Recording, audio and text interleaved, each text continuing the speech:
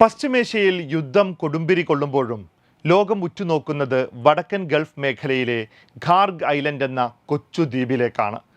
ഇറാന്റെ തന്ത്രപ്രധാനമായ സൈനിക കേന്ദ്രങ്ങളും ഇന്ധന ഡിപ്പോകളും അമേരിക്കയുടെയും ഇസ്രായേലിൻ്റെയും മിസൈലുകൾക്ക് ഇരയാകുമ്പോഴും ഈ എണ്ണ കയറ്റുമതി കേന്ദ്രം മാത്രം സുരക്ഷിതമായി തുടരുന്നത് രാഷ്ട്രീയ നിരീക്ഷകരെ അത്ഭുതപ്പെടുത്തുന്നു.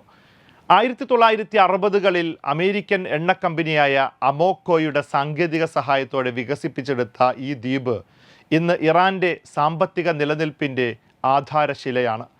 ഇറാന്റെ വൻകരയിലെ തീരപ്രദേശങ്ങൾ ആഴം കുറവായതിനാൽ ലോകത്തെ കൂറ്റൻ എണ്ണക്കപ്പലുകൾക്ക് അവിടെ അടുക്കാൻ സാധിക്കില്ല. എന്നാൽ ഖാർഗ് ഐലൻഡിലെ ആഴക്കടൽ ജെട്ടികൾ ഇത്തരം സൂപ്പർ ടാങ്കറുകളെ സ്വീകരിക്കാൻ പാകത്തിലുള്ളതാണ്. ഇറാന്റെ മൊത്തം എണ്ണ കയറ്റുമതിയുടെ 90% നടക്കുന്നത് ഈ ചെറിയ ദ്വീപ് വഴിയാണ്.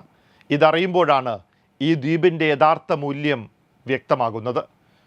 പ്രതിദിനം 70 ലക്ഷം ബാരൽ എണ്ണ വരെ കൈകാര്യം ചെയ്യാൻ ശേഷിയുള്ള ഖാർഗ് ഐലൻഡിന് നേരെ ഒരു ആക്രമണമുണ്ടായാൽ അത് ഇറാന്റെ സമ്പദ് വ്യവസ്ഥയെ പൂർണ്ണമായും തകർക്കുമെന്ന് വിദഗ്ധർ ചൂണ്ടിക്കാട്ടുന്നു.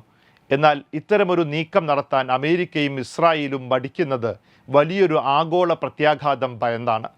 ഖാർഗ് ആക്രമിക്കപ്പെട്ടാൽ ഇറാൻ നിശബ്ദമായിരിക്കില്ലെന്നും മറുപടിയായി സൗദി അറേബ്യയും UAEയും ഉൾപ്പെടെയുള്ള അയൽ രാജ്യങ്ങളിലെ എണ്ണ പശ്ചാത്തല സൗകര്യങ്ങൾക്ക് നേരെ ഇറാൻ ശക്തമായ തിരിച്ചടി നൽകുമെന്നും അമേരിക്ക ഭയപ്പെടുന്നു. ഇത് പശ്ചിമേഷ്യയെ ഒന്നാകെ ഇല്ലാതാക്കുന്ന ഒരു മഹായുദ്ധത്തിലേക്ക് വഴിമാറുമോ എന്ന ആശങ്ക ശക്തമാണ്.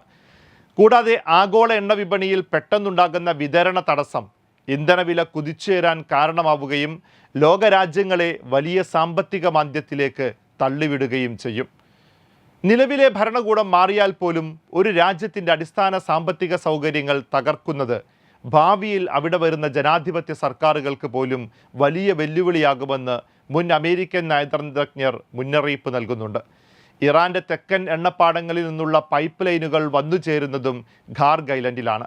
ഈ തന്ത്രപരമായ പ്രാധാന്യം തന്നെയാണ് യുദ്ധത്തിനിടയിലും ഈ ദ്വീപിനെ ഒരു അദൃശ്യ കവചം പോലെ സംരക്ഷിക്കുന്നത്. ഏറ്റവും പുതിയ ഉപഗ്രഹ ചിത്രങ്ങൾ വ്യക്തമാക്കുന്നത് പ്രകാരം രാജ്യത്തിനു നേരെ വ്യോമാക്രമണം നടന്നതിന് 2 ദിവസത്തിന് ശേഷവും ഖാർഗിൽ എണ്ണക്കപ്പലുകൾ നിറയ്ക്കുന്ന പ്രക്രിയ തടസ്സമില്ലാതെ നടന്നിട്ടുണ്ട്. അമേരിക്കയെ സംബന്ധിച്ചിടത്തോളം ഈ ദ്വീപ് ഒരു റെഡ് ലൈനാണ്.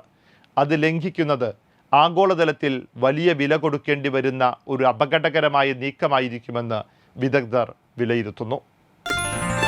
Waytonikah.com, the exclusive Muslim matrimonial site.